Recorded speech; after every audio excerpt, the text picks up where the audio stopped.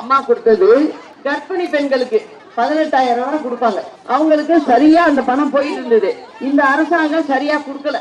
நம்ம வந்தோம்னு வச்சுங்க, என்ன செய்வோம், கர்ப்பிணி பெண்களுக்கு ஒரு 24,000 ரூபாய் கொடுப்போம். இப்போ நீங்க பாத்தீங்கன்னா திமுகவுக்கு என்ன வேலை, ஒரே வேலை செஞ்சிருக்குன்னா அவங்களுடைய பொதுக்கூட்டத்தை போடுறது.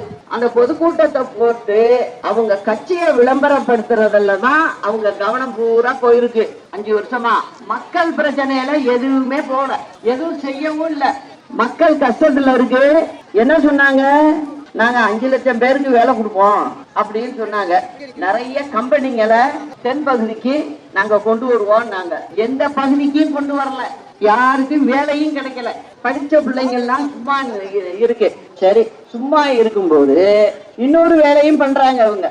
நம்ம தமிழ்நாட்டுல பாத்தீங்கன்னா 1500 கிலோமீட்டருக்கு கடற்கரை ஓரம் கொண்டது தமிழ்நாடு.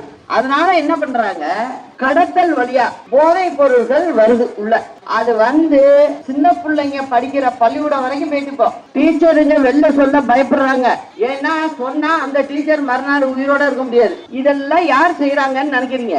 யாரோ வெளியிலேருந்து செய்யல, எல்லாம் இவங்க கட்சிக்காரவங்க தான். எல்லாத்துலயும் பணம் பாக்குறது அது ஒண்ணுதான். சரி, கிராமப்புறங்கள்ல எங்கேயாவது ரோடு போட்டிருக்காங்களா, எங்கேயாவது தரைப்பாலத்தை சரியான பாலமா அமைச்சு கொடுக்குறோம், மழை காலத்துல தண்ணி வந்துருதுன்னு சொன்னாங்க. அதுக்கு 2500 கோடி ஒதுக்கி அதை எங்க பார்த்தாலும் செய்வோம் அப்படின்னு தேர்தல் அறிக்கையில சொல்லியிருக்காங்க, போன தேர்தல் அறிக்கை. ஆனா எங்கேயுமே செய்யல. இதான். அப்புறம் என்ன சொன்னாங்க, நாங்க எல்லாருக்கும் வீடு கட்டி கொடுப்போம் அப்படின்னாங்க.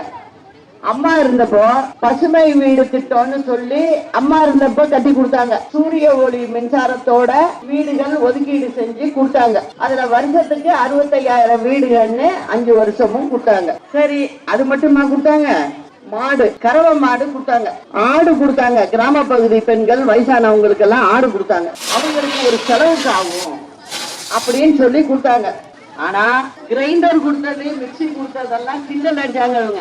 இது எதுக்காக கொடுத்தோம்னா, பெண்கள் அடுப்படியில தன் வேலையை சீக்கிரம் சுலபமா முடிச்சிட்டு ஏதாவது வேலைக்கு இலைக்கு வெளியில போகணும்னா போயிட்டு வரலாங்கிறதுக்காக தான் அம்மா கொடுத்தது. அம்மா கொடுத்ததுனால என்ன ஆச்சு, சின்ன பிள்ளைங்களுக்கு எல்லாம் சைக்கிள் கொடுத்ததுனால பொம்பளை பிள்ளைங்கள் எல்லாம் பள்ளிக்கூடத்துக்கு ஒழுங்கா போயிட்டு வந்துட்டு இருந்தது. இதெல்லாம் அம்மா கொடுத்தது எதுக்கு, அதுங்க படிச்சு நல்லபடியா முன்னேறி வரணும் அப்படிங்கிறதுக்காக செஞ்சது. இப்போ எங்க போனாலும் எல்லாரும் என்ன சொல்றாங்க, அம்மா இருந்தாக்க வேறங்க, அம்மா நல்லா செஞ்சாங்க அப்படின்னு எல்லாரும் மனசுலயும் இருக்கிறதுனாலதான் நீங்க எல்லாம் சொல்றீங்க.